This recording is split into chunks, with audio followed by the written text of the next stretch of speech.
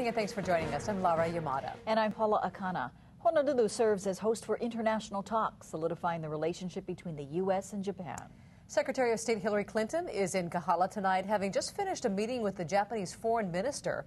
KITV4's Paul Drews back in our newsroom with the details. Hi, Paul. Hi. Well, the pair spent time talking about issues that impact other parts of the Pacific, including possible changes to U.S. bases in Okinawa. But they also talked about the importance of the APEC summit that will be held here next year. And afterward, gave us an idea of the strength of the alliance between our two countries. This visit to Hawaii comes complete with aloha as the Secretary of State Hillary Clinton exchanged gifts with the Japanese Foreign Minister Seiji Maehara. But after exchanging pleasantries, the pair got down to business.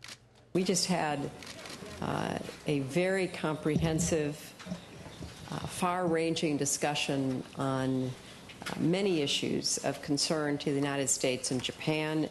Issues like security threats in Asia, including nuclear proliferation and North Korean aggression. We need to be looking at all kinds of scenarios, all kinds of contingencies, work through responses to events that might occur in the future, and of course stay focused on the threat posed from North Korea.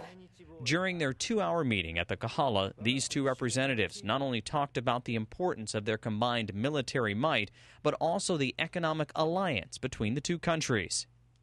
And with the United States, the most important country, not just political and security, but in economic areas as well.